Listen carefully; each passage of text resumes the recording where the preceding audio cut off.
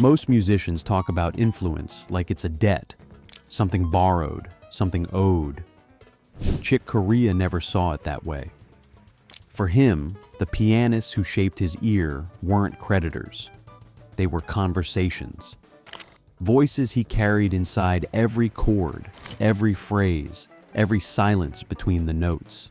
That's true. I have a thought in my head, and I'm trying to get it out using the cumbersome medium of the English language. He spent 5 decades rewriting the rules of jazz piano, 29 Grammy wins, albums that crossed fusion, bebop, Latin, and classical without ever losing their center. Return to Forever, the Electric Band. Solo recordings that could make a concert hall hold its breath. But behind all of it, behind the innovation, the restless reinvention, were the players who first made him lean forward and listen.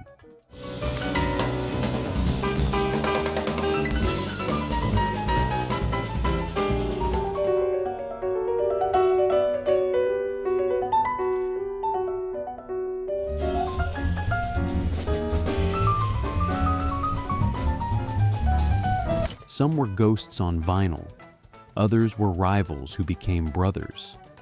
A few changed the entire vocabulary of the instrument. And toward the end of his life, Corea made it clear, across interviews, tribute albums, and late-night conversations on stage, exactly who belonged on that list. If you think you already know who they are, you might be surprised by the order. Here are the 8 pianists Chick Corea held above the rest, and why each one changed the way he heard music forever. Number 8, Keith Jarrett. They never played in the same band. They never recorded a proper duo album. But Chick Corea and Keith Jarrett circled the same orbit for decades.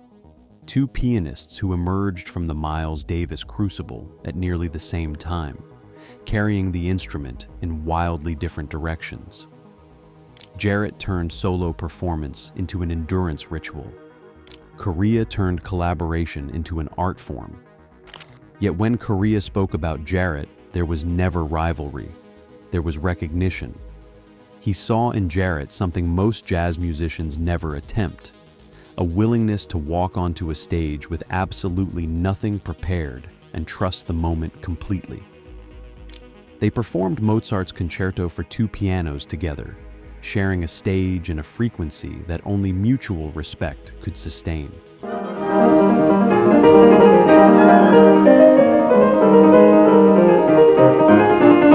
Jarrett's The Köln Concert became one of the best-selling solo jazz albums in history, a full hour of pure improvisation captured in a single evening.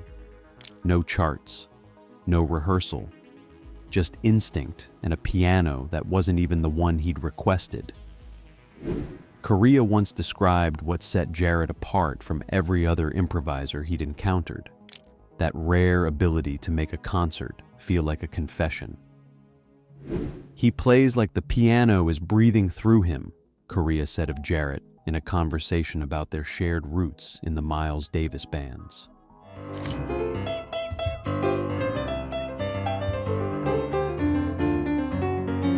Both men replaced Herbie Hancock in Miles's lineup at different points. Corea first, then Jarrett shortly after. That alone bonded them. But what Corea truly admired wasn't the career parallel, it was the discipline. Jarrett treated silence as a compositional tool. He let notes decay. He made audiences wait and rewarded them for it. In a world of fireworks, Jarrett gave space meaning. And Corea, for all his electric energy, never stopped respecting the man who proved that less could be everything. Number 7, Horace Silver. Before fusion existed, before electric pianos rewired the genre, Horace Silver was doing something Chick Corea never forgot, building an entire world out of rhythm, groove, and melody that felt like it belonged to everyone. Silver wasn't flashy. He wasn't chasing technical records. He was composing music that swung hard and hit soft at the same time. Corea admired him specifically as a composer, a man who worked out a very special kind of music entirely on his own. In an early interview, Corea singled Silver out from the crowd of pianists who had shaped his ear. As a teenager in Boston, Corea led a trio that played Silver's music in a local jazz club. That wasn't imitation. That was apprenticeship, learning the architecture before building his own.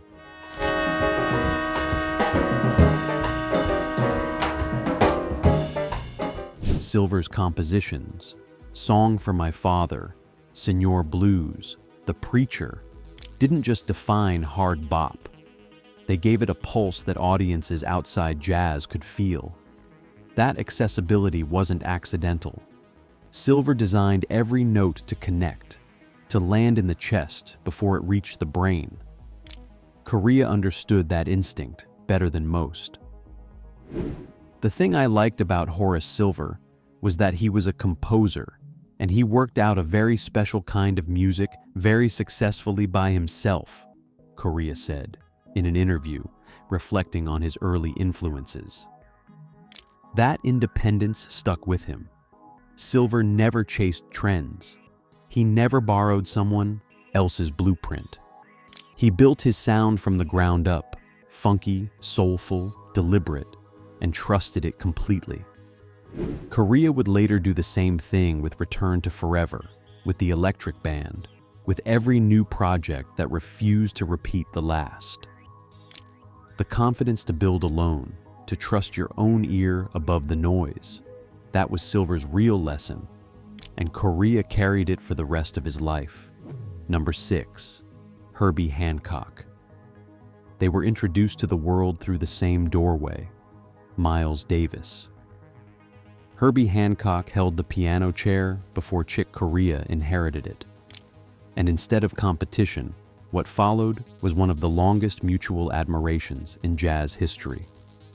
They toured together as a piano duo in the late 1970s, dressed in formal wear, seated at 2 concert grands, trading compositions by Bartók and each other.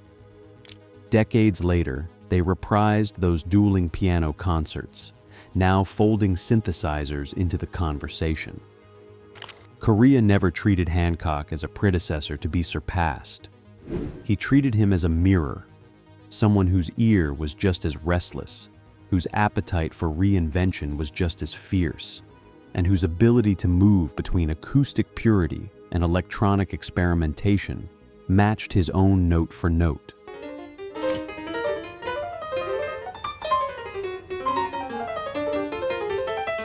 Miles Davis himself once placed Hancock in a lineage that carried extraordinary weight.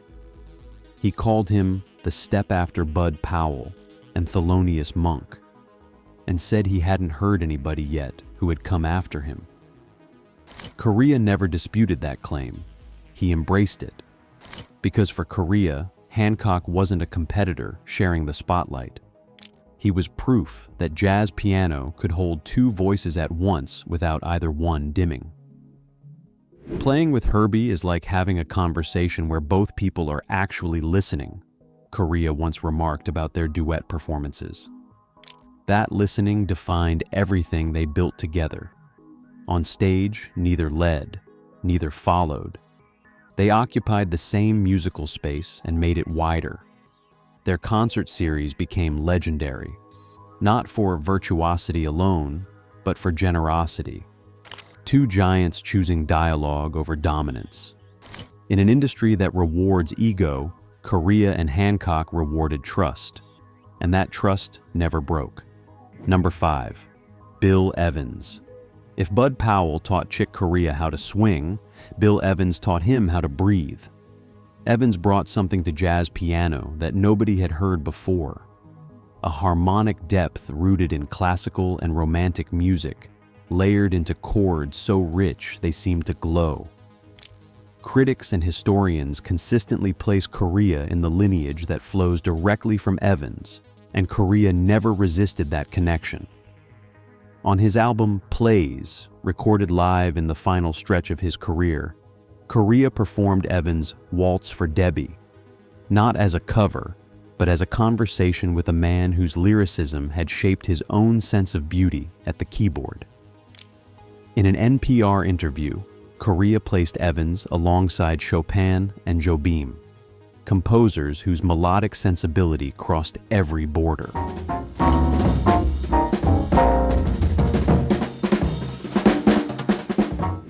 Evans redefined what a jazz trio could sound like. His work with bassist Scott LaFaro and drummer Paul Motian on Sunday at the Village Vanguard turned the rhythm section into 3 equal voices. No hierarchy, just interplay. That concept hit Corea hard. It showed up in everything from his acoustic band to his late career trio with Christian McBride and Brian Blade. Bill was more of the pianist, very lyrical. I could have put him together with Chopin because they have a lot in common, Corea told NPR while discussing the connections between his favorite composers. That comparison wasn't casual. Corea genuinely heard a through line from Chopin's romantic phrasing to Evans' voicings, centuries apart, yet speaking the same emotional language. Evans died young. Addiction hollowed out his final years. But the music he left behind carried a tenderness that time couldn't erode.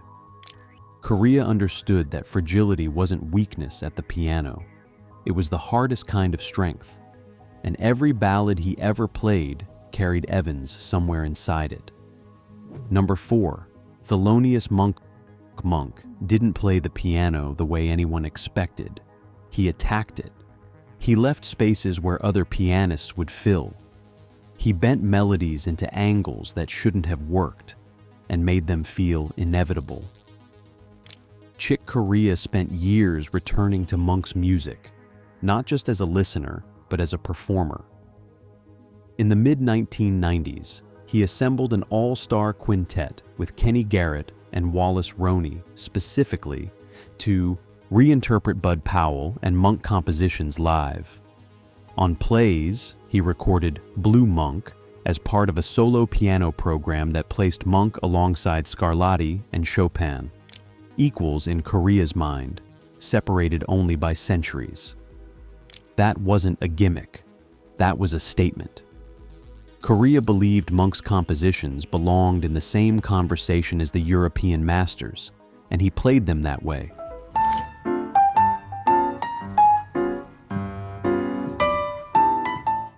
Monk's genius lived in what he refused to do.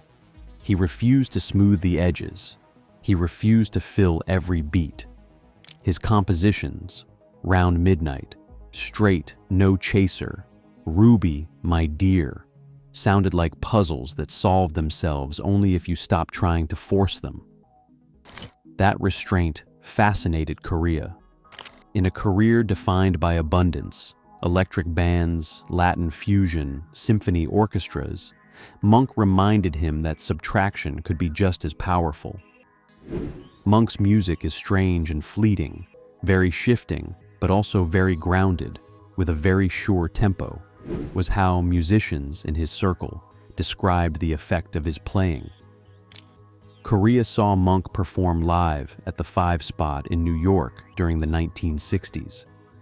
He watched a man sit at the piano, stand up mid-song, dance beside the bench, then sit back down and land precisely on the beat. That image never left him. Monk wasn't performing chaos. He was performing certainty, disguised as unpredictability. And Corea chased that balance for the rest of his career. Number 3, McCoy Tyner. No pianist hit harder or thought wider than McCoy Tyner. His left hand reshaped the harmonic language of jazz. His chord voicings, stacked in fourths, massive and modal, sent a shockwave through every pianist who heard them. Chick Corea felt that wave firsthand. He was in New York during the years John Coltrane's quartet was redefining what a band could do, and Tyner was at the center of that revolution. Scholars and critics consistently list Corea as one of Tyner's 2 greatest students, alongside Herbie Hancock. But where Hancock absorbed Tyner and kept moving, Corea internalized the architecture, the way modal thinking could coexist with Latin rhythms, the way a chord could feel like a cathedral. That foundation held up everything Corea built afterward.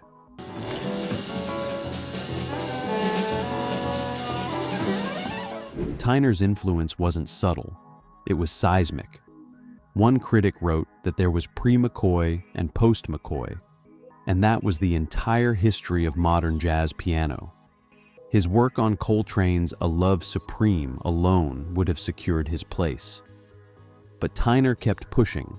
Solo albums, big band recordings, Latin-tinged explorations, decade after decade without ever abandoning the acoustic piano for electronics.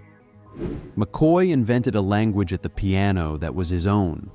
He revered Bud Powell and Thelonious Monk, but he didn't sound like them, one fellow pianist observed about Tyner's singular voice. That originality haunted everyone who tried to imitate him. Corea was one of the few who studied Tyner deeply enough to let him go, to absorb the harmonic logic without becoming a copy. His album, Now He Sings, Now He Sobs, is widely regarded as a direct extension of Tyner's modal explorations, filtered through Corea's own rhythmic personality. The debt was enormous. Corea never pretended otherwise, but he repaid it the only way a true student can, by building something Tyner himself couldn't have predicted. Number 2, Art Tatum. In an interview with the National Jazz Archive, Chick Corea drew a line that most pianists wouldn't dare. He loved Bud Powell's music, but when it came to actually advancing the instrument, pushing the piano itself into new territory, Corea pointed to one name: Art Tatum. A man who played with near total blindness and heard more inside a chord than most musicians hear in a lifetime. Tatum's speed was legendary, but speed wasn't the point. It was the density, the harmonic richness packed into every run, every flourish, every reharmonized standard. Corea understood that Tatum hadn't just played jazz piano. He had expanded what the instrument was capable of expressing. That distinction mattered to Corea. Expression without advancement was beautiful, but advancement, that was the rarer gift.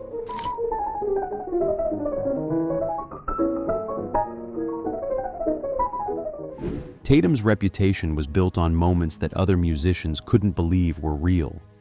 His version of Tiger Rag at a cutting contest in 1933 ended the stride piano era in a single performance. Pianists who had dominated New York for decades walked away from that night knowing the game had changed. Fats Waller reportedly told the room that God was in the house.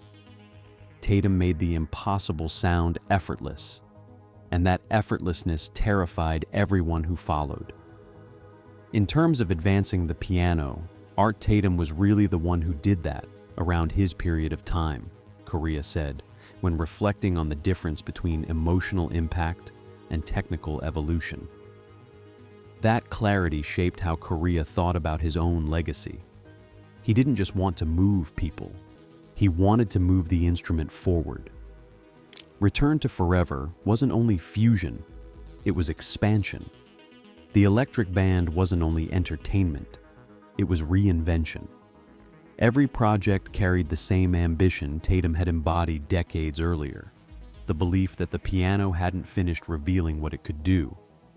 Corea heard that belief first in Tatum's recordings, and he never stopped chasing it. Number 1, Bud Powell. This one wasn't close. Chick Corea said it plainly in interview after interview across decades. Bud Powell was his first teacher. Not a teacher he ever met, not a teacher who ever knew his name. A ghost on vinyl who captured a boy's ear before he was old enough to understand why. Corea grew up in a house where his father's collection of 78 RPM records filled the room with jazz. And out of all of it, the Parker, the Gillespie, the Miles. It was Powell who stopped him cold. Corea chased Powell's phrasing for years, transcribing solos, studying the impish rhythms, the joy buried inside every bebop run. He even recorded a full tribute album, Remembering Bud Powell, with an all-star band, not as nostalgia, but as proof that Powell's music was still alive, still urgent, still teaching.